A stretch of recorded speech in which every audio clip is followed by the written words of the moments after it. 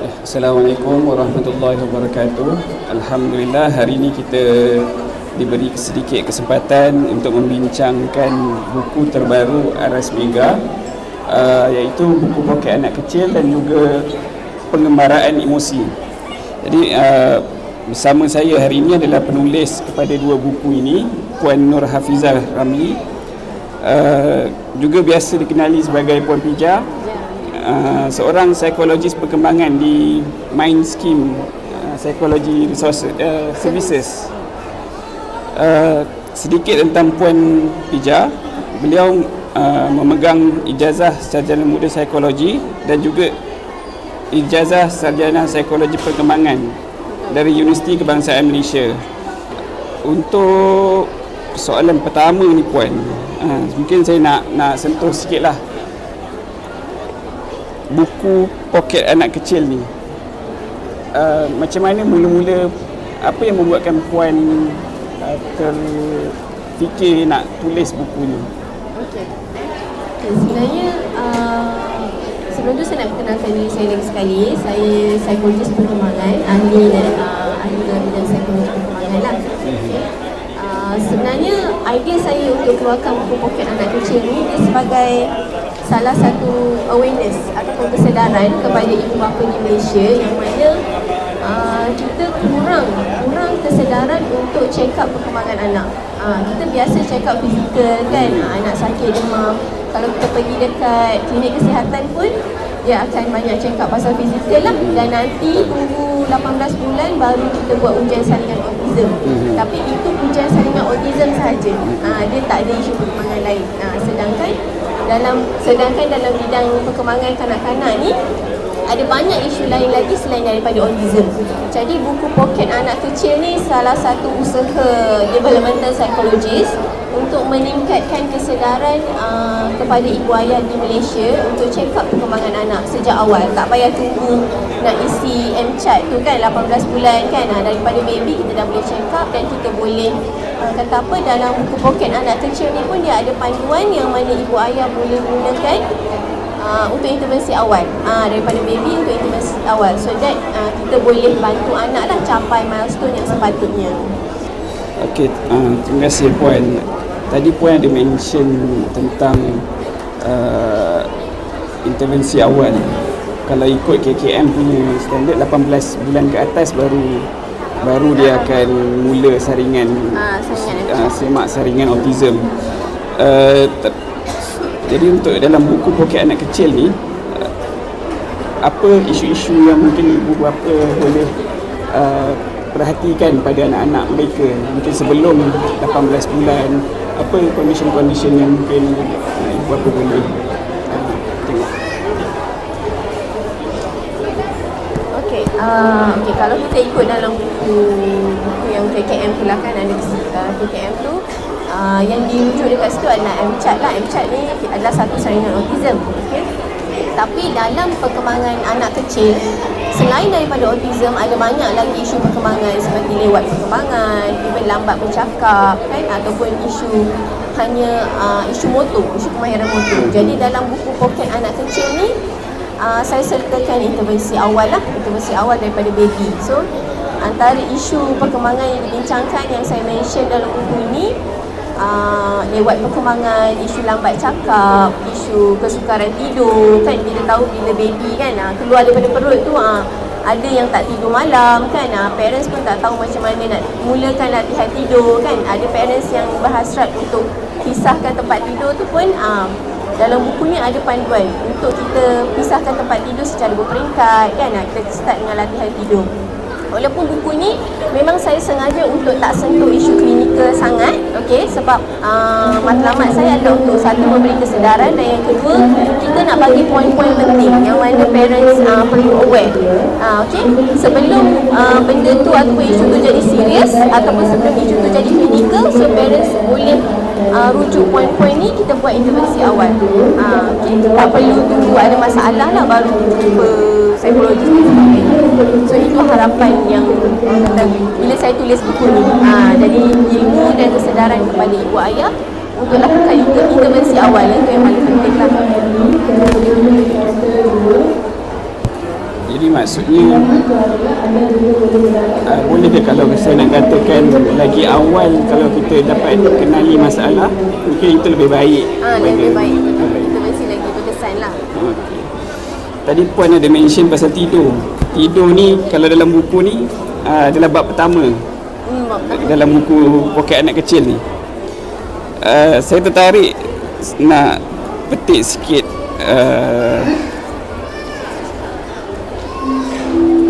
ada satu tulisan yang Puan tulis kat sini. Kita biasa dengar penyelesaian yang menyatakan bahawa jangan bagi anak tidur siang supaya mereka dapat tidur malam lebih awal dan tidur lebih nyenyak. Jadi bila saya baca buku ni, sebab saya pun antara parents yang kalau anak tidur siang, saya risau. Jadi malam ni mesti tak boleh tidur ni. Jadi bila saya baca buku ni, saya nampak ini benda yang lain daripada apa yang kita biasa dengar. Ni mungkin Puan boleh cerita sikit pasal isu kenapa napping tu penting untuk anak-anak. Okey, soalan yang sangat baik sebab dalam perkembangan anak kecil kan banyak mitos kita dengar. Banyak sangatlah, salah satunya berkenaan dengan tidur. Sebab tu saya untuk tidur tu saya letak bab yang pertama. Kan? Sebab bila anak dilahirkan, the first thing adalah kita nak pastikan dia dapat tidur yang baik dan ibu tu pun mendapat tidur yang baik. Sebab kalau anak tak tidur malam, jadi ibu pun akan berjaga kan. Okay? So salah satu isu ataupun kesukaran dalam tidur anaknya adalah bila ibu ayah kerap percaya yang bahawa kalau nak pastikan anak tidur awal malam, jadi dia jangan bagi tidur siang. Okey. Tapi sebenarnya berdasarkan psikologi perkembangan, okey, kita kena tahu psikologi ni dia bukan bidang motivasi. Dia adalah saintifik. Dia adalah bidang saintifik. Okey. So based on psychology, dia adalah bidang saintifik. Okey. So saranan daripada developmental psychologist kan adalah kalau nak anak tidur awal dan tidur yang berkualiti, kita kena pastikan dia ada napping lah. Maksudnya waktu tidur siang yang konsisten. Okay, sebab kita matlamat kita bukan nak pastikan anak masuk tidur awal je. Sebab bila anak masuk tidur awal, kalau anak ada isu kesukaran tidur yang lain, dia akan kerap terjaga malam. Dia akan kerap bangun minum susu, dia akan terjaga malam, menangis, berjalan, kan, bercakap. Okay? So matlamat kita bukan nak anak masuk tidur awal, tapi matlamat kita adalah untuk anak masuk tidur awal dan tidur yang berkualiti. Maksudnya bila dia tidur nyenyak, kan, so dia bangun esok pagi, insyaAllah mood dia pun akan okey. Okay? So kepentingan antara, saya boleh ambil sikit lah kan dalam buku poket anak kecil ni, kepentingan napping, yang itulah untuk pastikan anak tidur berkualiti dan napping tu mesti konsisten. Okay. Nak tahu lagi lanjut waktu jangka masa napping tu ikut fasa umur, boleh dapatkanlah buku poket anak kecil. Sebab dalam tu memang saya jelaskan dengan lebih lanjut lah. Sebab setiap fasa umur tu ada beberapa jam yang kita sarankan untuk tidur siang lah.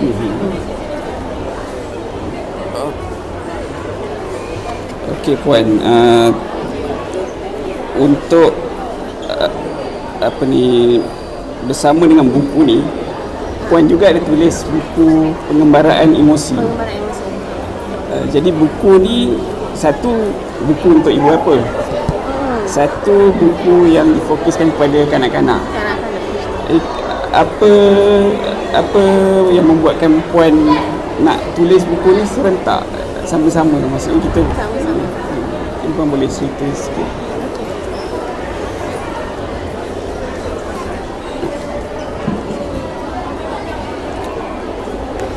Okay, jadi buku pengembaraan emosi ni memang matlamat kita untuk kanak-kanak lah, anak-anak kecil kan. Tapi ibu-ibu ayah dan untuk cikgu-cikgu tadika dan taska juga. Okay?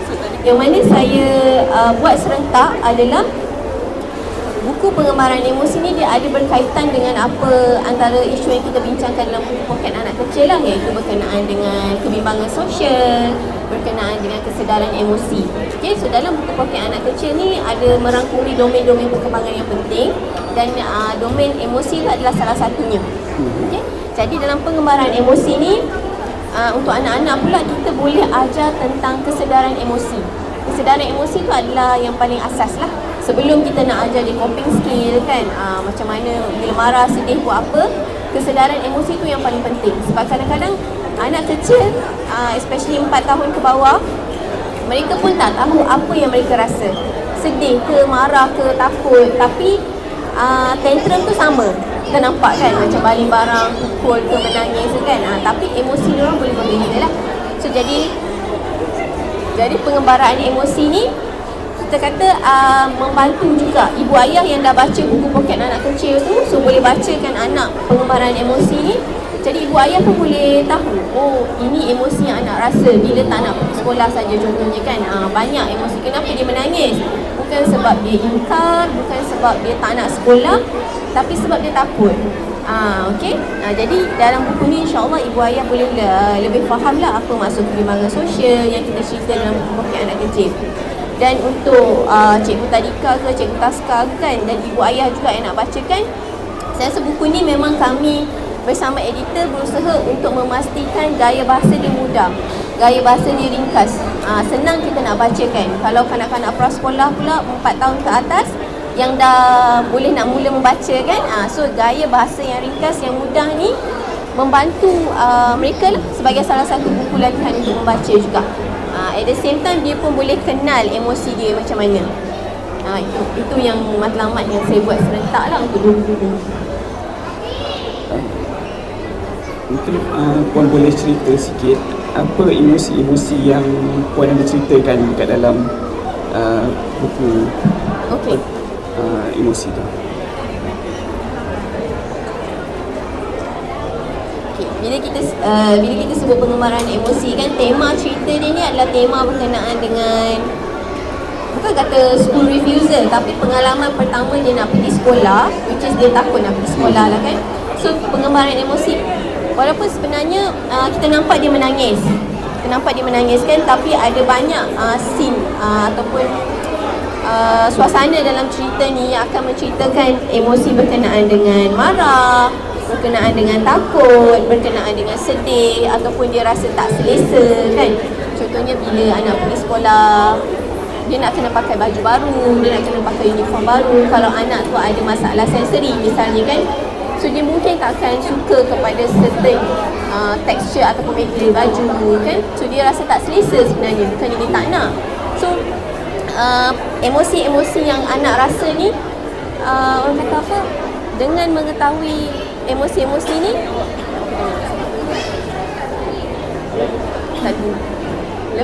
dengan mengetahui emosi-emosi ni, jadi parents boleh lakukan persediaan awal. Contoh tadi kalau ada masalah sensori, dia tak suka pada certain texture atau material, so dalam buku anak kecil tu dah disertakan intervensi awal untuk mengatasi masalah sensori, misalnya kan. So kalau anak rasa marah pula, kenapa dia rasa marah? So jadi dalam scene ni, dalam buku pengembaraan emosi ni ada, orang kata scene lah kan, scene latar cerita yang menunjukkan macam mana emosi marah anak tu boleh berlaku. Jadi parents boleh tengok balik suasana dekat rumah kan, tengok sama tak benda ni, suasana tu kan, anak tu marah. Jadi parents dah boleh, orang kata, tahulah kenapa dia marah dan kenapa dia menangis. Mungkin sebab itu antara emosi yang ada dalam buku pengembaraan emosi ni lah. Jadi banyak kesedaran emosi yang ibu ayah boleh ajar anak, dan anak boleh kenal emosi dia. Emosi ni dia tak hanya marah dengan sedih, dia ada banyak lagi lah. Saya nak berbalik kepada buku poket anak kecil ni. Saya ada terbaca tentang macam mana kita sebagai masyarakat selalu, saya rasa benda ni mungkin worldwide jugalah, kita selalu ada apa kita panggil second child syndrome.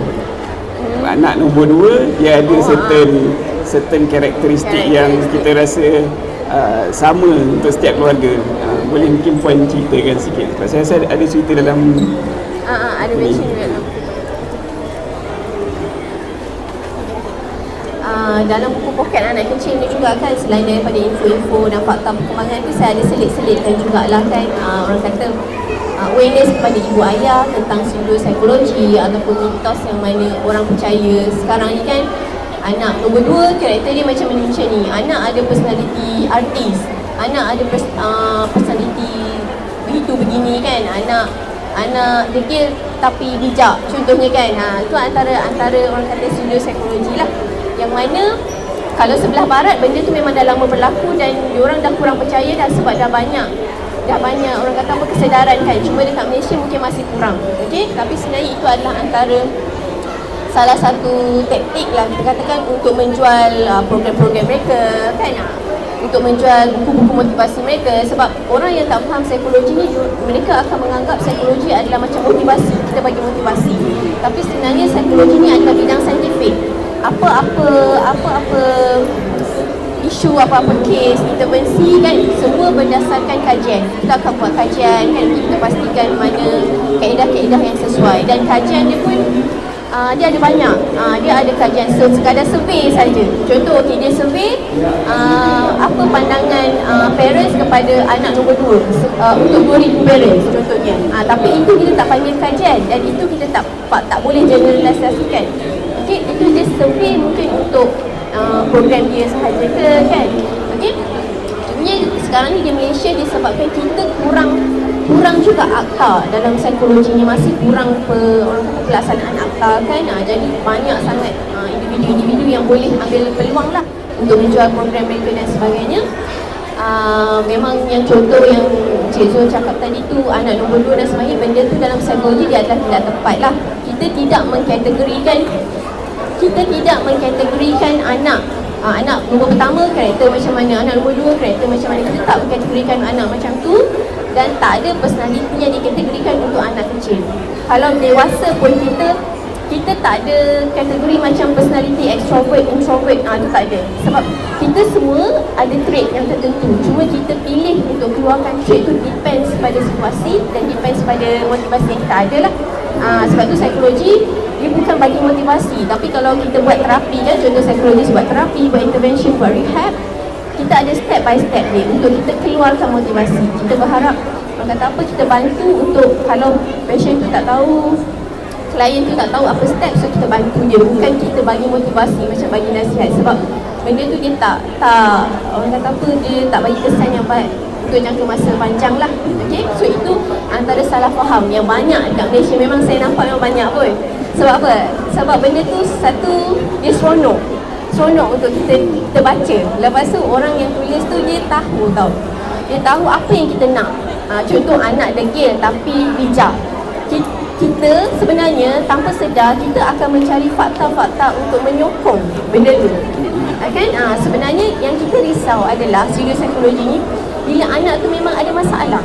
Contohnya dia bukan degil sebab dia jahat, tak. Tapi dia degil mungkin sebab dia ada masalah sensori, kan, dia ada masalah attachment, so dia jadi macam tu. So bila kita nak fokus kepada dia degil tapi dia bijak, kita nak fokus kepada bijak, kita takut kita terlepas sesuatu lah. Maksudnya bila anak ada masalah, kita tak buat intervensi awal. Itu yang sebagai psikologi sebenarnya kami berusaha keras juga untuk membantras lah isu-isu macam tu. Cumanya macam yang kita tahu, satu dekat Malaysia mungkin profesional psikologis kurang banyak yang bekerja di belakang tabir. Kalau yang di luar pun mungkin saya salah seorang dan ada few influencer psikologis kan. Tapi nak lawan dengan yang banyak-banyak tu mungkin masih tak mampu. Jadi buku poket anak kecil ni adalah salah satu usaha saya sebagai developmental psikologis untuk membantu parents membezakan pseudo psikologi dengan psikologi yang betul. Mitos yang biasa kita dengar tu, anak kedua, anak ketiga, personality artist dan sebagainya tu, kita dapat tahu sebenarnya sebenarnya bukan personality artist, sebenarnya bukan degil ke kan. Ada benda, info-info penting lah yang parents kena tahu.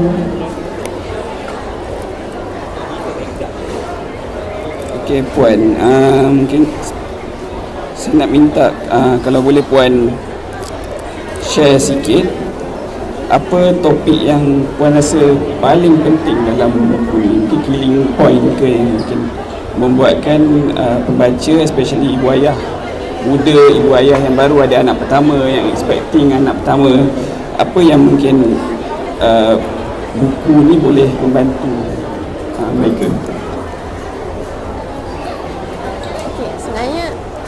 Sebenarnya dalam buku poket anak kecil ni memang semua domain perkembangan tu adalah penting, tapi apa yang saya rasa penting dan mungkin jarang parents dekat Malaysia tahu adalah satu berkenaan dengan latihan tidur tu kan.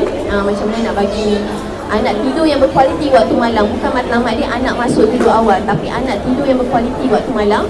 Yang tu yang ramai parents tak tahulah, sebab kita percaya okey nak anak masuk tidur awal kena dia jangan tidur siang. Okey, so yang kedua adalah berkenaan dengan isu pertuturan. Isu pertuturan ni pun biasa anak parents akan anggap isu lambat cakap kan.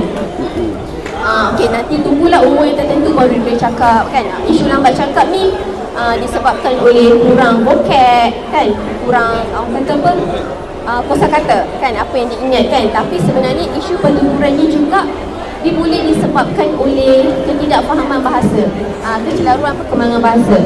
Okey, dan juga boleh disebabkan oleh isu fizikal ataupun fisiologi lah, bahagian dalaman dia, di mana ada kanak-kanak dia bukan lambat cakap, tapi dia tidak mampu untuk mengeluarkan perkataan tu. Maksudnya dia ada isu neurologi lah kan, kembangan neurologi yang mana dia tahu apa yang dia nak cakap, dia tahu situasi mana yang dia perlu bercakap kan, ikut situasi, tetapi mulut dia tu tak boleh produce the words tu. Okay, ada banyak sebab lah. Okay, disebabkan oleh dysfunction vocal cords kan, perkembangan bahagian dalaman ni lah, ataupun masalah pendengaran dia, ataupun isu neurologi dia. Maksudnya otak tu tak boleh nak sampaikan kepada motor oral untuk mengeluarkan perkataan tu. Data dah ada dalam otak, tapi dia nak keluarkan tak boleh. Otak tak boleh nak hantar maklumat macam mana oral motor tu nak membentuk satu perkataan. Makan, minum kan ada gerakan dia kan. So itu antara ramai yang saya rasa parents ramai yang tak tahulah. Jadi isu pertuturan anak bukan sekadar lambat cakap, tapi ada banyak lagi penyebab dia. Sebab tu sebagai developmental psychologist, bila kita buat assessment untuk communication, kita tidak hanya menilai kepada isu lambat cakap. Bila kita buat overall assessment, so kita akan dapat kenal pasti sebenarnya apa isu dia. Okay, kalau kata yang macam tak boleh bertutur tu kan, jadi as a developmental psychologist, kita buat intervention, kita perkenalkan sign language, kita perkenalkan cara komunikasi yang lain. Okay, kita tak akan push anak untuk paksa dia bertutur juga. Even dalam untuk terapi pertuturan ni ada speech therapist, okay, speech therapist yang memang dilatih, yang memang ada latihan khusus untuk isu-isu yang macam diapraksia dan sebagainya lah, yang bukan sekadar lambat cakap. Terima kasih Puan. Saya tertarik kepada bab 2. Jom Mami Ajar Uruskan Diri. Tapi dia punya subtitle tu, perkara utama yang anak Mami perlu tahu sebelum kenal ABC. Sebab saya rasa kita sebagai parents, kita selalu fokus kepada achievement yang membentuk mungkin dari segi educational. Kena pandai membaca, kena pandai mengira, ada pula yang mungkin nak push supaya boleh pandai mengaji. Jadi tapi dekat sini Puan ada tulis kat sini apa yang anak-anak perlu capai. Ada benda lain yang lebih penting ni untuk anak-anak capai sebelum kenal ABC 1, 2, 3 alifabeta. Mungkin Puan boleh ceritakan sikit. Okay, baik. Itulah ada antara kenapa saya tulis buku poket anak kecil kan, sebab kita nak bagi kesedaran kepada ibu ayah yang mana sekarang ni matlamat parenting untuk anak kecil adalah untuk menyediakan mereka ke arah akademik. Okay, so matlamat parenting anak kecil sekarang adalah untuk menyediakan ke arah akademik. Sebenarnya kalau mengikut psikologi kan, mengikut perkembangan, dia ada step dia. Dia ada, orang kata apa, ada langkah-langkah asas dia lagi sebelum ke arah akademik. Sebab kita kena tahu learning pyramid sebenarnya bukan bermula dengan anak tu boleh hafal ABC ataupun boleh membaca, tapi dia bermula dengan kematangan refleks primitif. Dia bermula dengan, kemudian seterusnya pergi kepada sensory motor, barulah ke arah orang kata cognitive skill kan, discrimination, recognition. Maksudnya kita boleh ajar anak untuk kenal ABC dan nombor boleh, tapi ada peringkat umur yang tertentu. Maknanya selepas daripada basic tu settle lah, macam kata latihan tandas, rutin harian, makan kan, cara makan. Sebab contoh bila makan 6 bulan anak dah boleh makan. kan. So makan tu kita kena dahulukan lah, dan dalam perkembangan makan pun ada banyak isu lain dan ada banyak skill lain yang anak kena belajar dulu sebelum anak boleh hafal ABC. Okay, sebab tu dalam bab kedua tu saya fokus kepada 3 lah. 3 dulu yang penting, iaitu makan, latihan tandas dengan rutin harian. Sebab semua tu akan mengajar anak jadi mendapat kognitif yang baik, akan mengajar anak kira bahasa mudah, dia akan mengajar anak jadi bijak lah. Maksudnya bila anak dah settle semua 3 kemahiran asas tu, InsyaAllah itu menunjukkan bahawa mereka mempunyai keupayaan mental yang baik, di mana nanti bila dia masuk sekolah, pergi tadika, cikgu ajar apa, senang dia grab, senang dia ingat. Okay, sebab tu penting untuk settlekan yang kemahiran asas dulu lah. Jadi mungkin boleh saya katakan 3 kemahiran yang Puan katakan tadi tu adalah macam perkara asas yang perlu diselesaikan supaya nanti bila dia nak belajar, benda-benda 3 ni akan membantu dia belajar dengan lebih baik. Buku poket anak kecil ni ada satu features yang saya rasa agak menarik, iaitu kat belakang ni ada kad. Betul. So mungkin Puan boleh ceritakan sedikit tentang kad ni, apa kegunaannya dan bagaimana cara nak menggunakannya. Okay. Bila parents yang mendapatkan buku poket anak kecil ni, so di belakang ni ada satu bonus lah yang kita bagi, iaitu kita bagi flashcard. Okay, flashcard ni terdiri daripada kita ada latih komunikasi sejak bayi, maksudnya baby sign language kan. Bila baby belum dengar Kabel tu gerak. Hello. Bila baby belum boleh bercakap, so ada sign language lah dekat sini yang kita ajar. Kemudian ada flashcard, rutin urus diri kan. Kita ada flashcard rutin urus diri, mandi dan sebagainya. Flashcard ni dia digunakan dalam picture exchange communication system, terutamanya bagi anak-anak yang tak boleh bertutur lagi lah. Okay, so bila dah beli buku poket anak kecil ni, dah tak payah susah-susah cari kan, beli, tinggal tarik saja. Kemudian kita boleh, mungkin kalau nak parents nak laminate pun boleh, kalau nak tampal terus pun boleh. So kita tampal dekat dinding rumah, dan kita setiap kali waktu, contohnya waktu mandi, so kita akan tunjuk je dekat anak. Okay, masa untuk mandi contohnya kan, kita akan tunjuk dekat anak. So dia tak perlu bercakap lagi lah. Ni tapi untuk dia anak boleh faham. umur berapa tahun? Untuk flashcard ni daripada umur 15 bulan pun dah boleh guna. Okay, 15 bulan maksudnya bila dia dah start ada kefahaman lah kan. Kalau awal daripada tu biasanya parents yang akan mandikan lah. Tapi bila kita nak praktiskan dia untuk kenal waktu mandi, waktu makan kan, waktu tidur, so kita tunjuk gambar ni, so dia boleh faham. Okay, bila gambar ni pun salah satu kita panggil komunikasi bukan lisan, yang mana komunikasi bukan lisan adalah salah satu komponen dalam perkembangan komunikasi lah.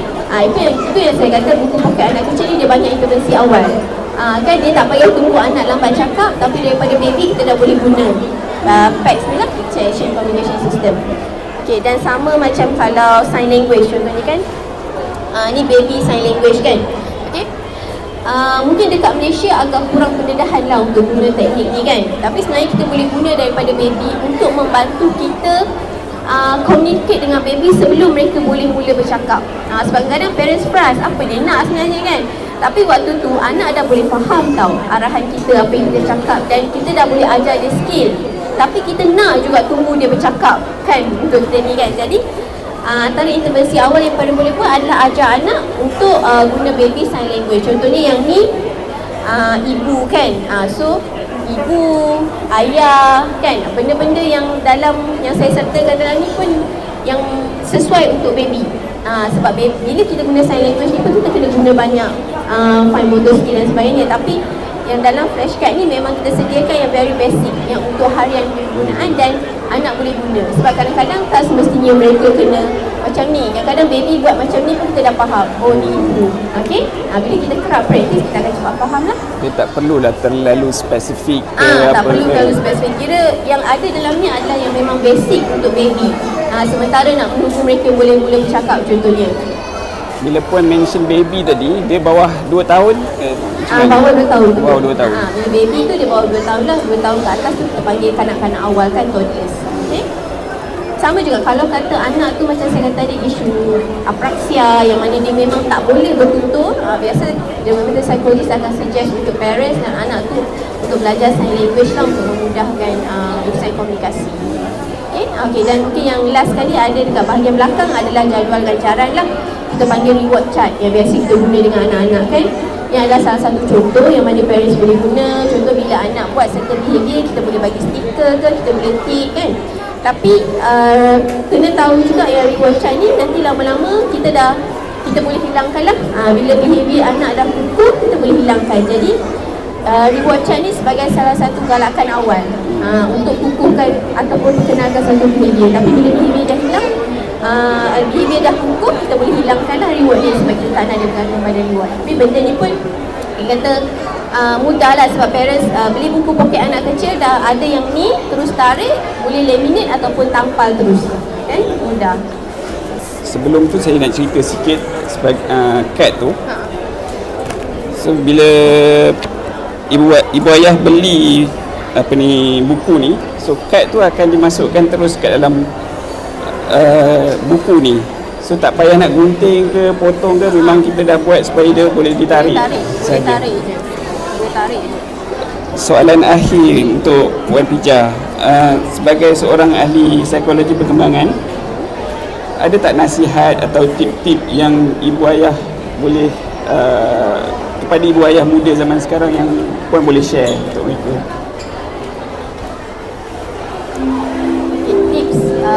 Tips untuk ibu ayah muda sekarang ni lah kan, zaman ibu ayah yang zaman media sosial. Okay? Tipsnya adalah satu, kita kena jadi bijak lah, bukan sekadar bijak emosi ataupun apa. Sekarang kan zaman healing, zaman kita nak dah ada kesedaran tentang emosi kan. Untuk suami dah ada kesedaran tentang emosi isteri, parents ada kesedaran kepada emosi anak kan. Tapi kita kena bijak juga, bijak secara rasional, berfikir secara rasional untuk menapis maklumat-maklumat yang ada di media sosial lah. Sebab macam saya kata tadi, psikologi, mitos psikologi tu kan, mereka suka menggunakan emosi bila menulis. Mereka suka menggunakan emosi bila menulis. Macam saya katalah, anak degil tapi bijak kan. So dia main emosi. Oh, anak aku sebenarnya bijak sebenarnya. Okay?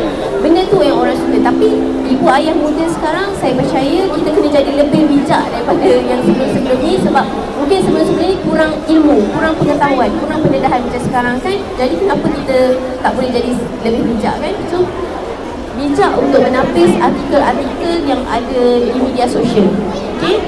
Yang pertama sekali itu saya rasa tips yang paling penting dan yang paling utama. Sebab bila parents pandai menilai, bijak menilai artikel tu betul atau tak, untuk dipercaya ataupun sekadar suka-suka kan, parents akan lebih cakna lah kepada perkembangan anak. Contoh dia tahu isu degil tadi contohnya kan, ingkar arahan dan sebagainya. Okey, dia tahu mungkin anak ada masalah, so kita jumpa pakar yang sepatutnya, bukan kita consult dengan orang yang share tu lah. Dia kata influencer yang siapalah yang share. Sebab sekarang trend di Malaysia pun mereka terus consult kepada orang tu, sedangkan orang tu bukan dalam bidang tu. Jadi dia akan mendapat fakta yang salah lah, maklumat yang salah. Itu yang saya rasa tips untuk ibu ayah muda sekarang yang paling utama. Itu yang paling utama. Bila dia boleh buat yang tu, insya-Allah yang lain pun dia boleh buat. Maksudnya check up perkembangan anak kan, faham perkembangan anak. Okay, terima kasih kepada Puan. Sebelum tu kita pause kejap. Ada nak minta sign. Nak minta sign. Sini.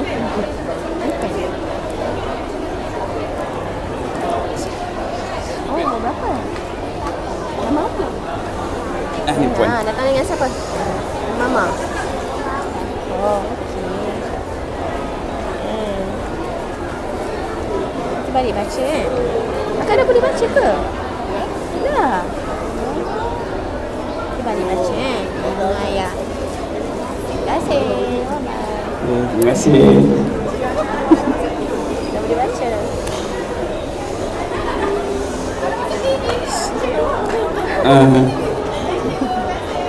Okay, jadi kita sudah sampai ke akhir sesi kita hari ini. Saya bila mula-mula kami diberitahu oleh tim penerbitan yang kita akan terbitkan buku ini, saya memang sangat seronok lah, sebab susah sebenarnya untuk orang-orang dalam bidang sains untuk menulis. Walaupun psikologi mungkinlah bukan bidang sains, ini sains sosial kan, tapi masih lagi bidang yang berasaskan kajian saintifik. Dia ada kaedah-kaedah tertentu yang perlu diikuti. Dia ada perkara-perkara yang perlu dijaga. Betul, ada etika dia. Ada etika dia. So susah sebenarnya untuk kita nak dapat penulis-penulis dalam bidang profesional. Jadi bila kami terima manuskrip tahun lepas, kami agak excited lah sebenarnya untuk menerbitkan buku ni. Dan Alhamdulillah kita dah berjaya untuk menerbitkan buku poket anak kecil. Dan bukan itu sahaja, kita juga dapat terbitkan buku pengembaraan emosi. Bila saya baca pengembaraan emosi ni, benda yang saya rasa menarik, saya dapat rasa dia punya naik turun emosi tu. Dia punya perubahan emosi tu, berubah daripada sedih pergi ke gembira, marah, confused, tu semua. Sebab tu tajuk itu memang sangat kena dengan cerita. Sebab macam mana emosi tu berubah, dia macam berjalan lah naik turunnya kan, berubah-ubah emosinya. Macam mana kita boleh lihat macam mana kecelaruan emosi dalam budak-budak jadi confused. Betapa emosi tu, karakter-karakter ni yang menggambarkan emosi tu mengganggu fikiran anak-anak bila mereka ada situasi yang mereka kena handle. Sekali lagi saya mengucapkan terima kasih kepada Puan Bija dapat meluangkan masa hari ini. Jadual Puan Bija saya rasa sibuk. Puan Bija agak aktif waktunya. Okay, untuk itu terima kasih kepada semua yang mendengar sesi hari ini, sama ada di KLBF ataupun di media sosial kami. Terima kasih semua. Assalamualaikum.